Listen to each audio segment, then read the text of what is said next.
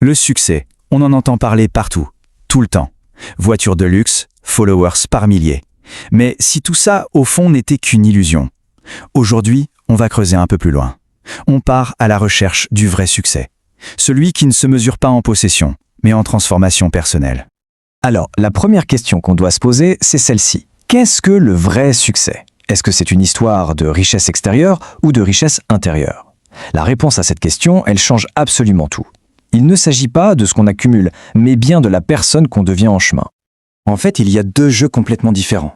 D'un côté, le succès superficiel, celui des écrans, des apparences. Il est externe, il est éphémère. Un jour il est là, le lendemain il a disparu.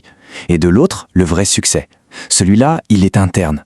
Il est bâti sur des principes solides et il a le pouvoir de changer une vie pour de bon.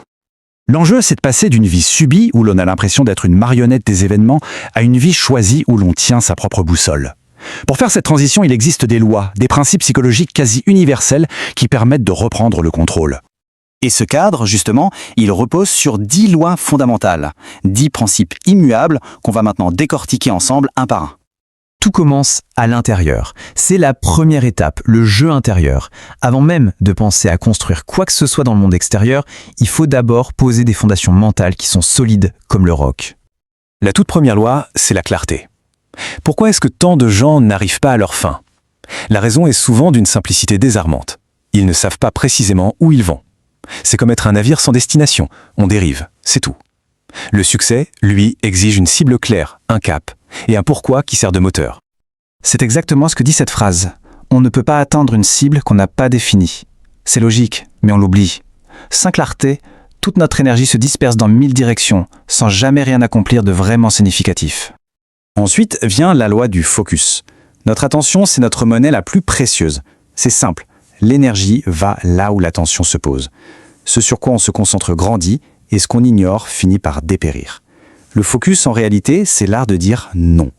Non à tout ce qui n'est pas essentiel à notre objectif.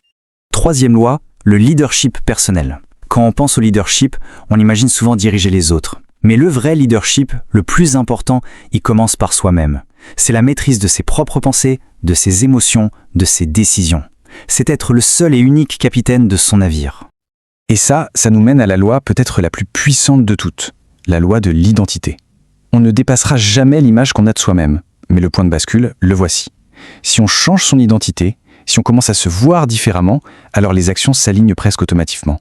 Et la réalité finit par se transformer en conséquence. Bon, maintenant qu'on a posé les bases intérieures, passons au jeu extérieur, l'action. C'est ici que l'état d'esprit se transforme en résultat concret, palpable, dans le monde réel. Commençons par la loi de la discipline. Et là, il faut être très clair. La motivation, c'est un sentiment. C'est super quand elle est là, mais elle n'est pas fiable. Elle va et vient. La discipline, c'est tout autre chose. C'est un engagement, c'est un système. C'est faire ce qui doit être fait, même quand on n'en a pas envie. C'est ça le véritable moteur. Et ça nous amène directement à la loi du progrès. On a cette tendance à surestimer ce qu'on peut faire en un mois, mais à sous-estimer radicalement ce qui est possible en un an. Ce sont les petits pas, répétés jour après jour, qui créent une transformation absolument immense sur le long terme. L'effet cumulé, c'est une force incroyable. Vient ensuite la loi du stress positif. Il faut penser à un muscle. Pour qu'il grandisse, il a besoin de tension, d'être challengé. Eh bien, c'est exactement la même chose pour nous.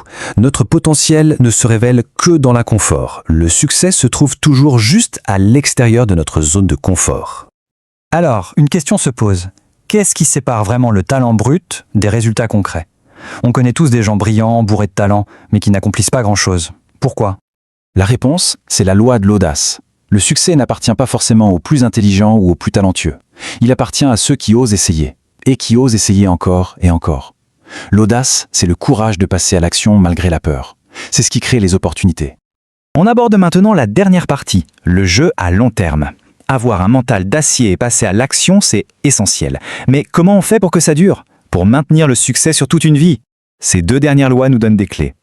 La loi de la vision à long terme, elle est cruciale, surtout dans notre monde qui veut tout de suite. Mais la vérité, c'est que rien de ce qui a de la valeur, une entreprise, une relation saine, un esprit fort, ne se construit en un claquement de doigts. Le vrai succès appartient à ceux qui ont la patience de jouer le jeu long. Et pour finir, la loi de l'environnement. Et celle-là, attention, elle est peut-être l'une des plus sous-estimées. Notre entourage, que ce soit les gens, les livres, les contenus qu'on consomme, soit il nous construit, soit il nous détruit. On est des éponges, on absorbe les habitudes et les croyances de ce qui nous entoure. C'est pourquoi il faut choisir son environnement comme si sa vie en dépendait. Parce qu'en fait, c'est le cas. Alors, si on prend un peu de recul, que retenir de toutes ces lois? Quel est le message central qui les relie toutes entre elles? Souvenons-nous des 10 pièces du puzzle. Pour le jeu intérieur, clarté, focus, leadership personnel, identité. Pour le jeu extérieur, discipline, progrès, stress positif, audace. Et pour le jeu à long terme, la vision à long terme et l'environnement. Chaque loi s'appuie sur la précédente pour former un système cohérent. Voilà la conclusion. Le succès n'est pas un cadeau du ciel. Ce n'est pas un miracle réservé à quelques chanceux. C'est une conséquence. La conséquence logique et quasi inévitable de l'application quotidienne de ces principes. Et on peut se quitter sur cette question. Parmi ces 10 lois, par laquelle commencer? Laquelle est le vrai point de départ de la transformation? La réponse, bien sûr, est différente pour chacun d'entre nous.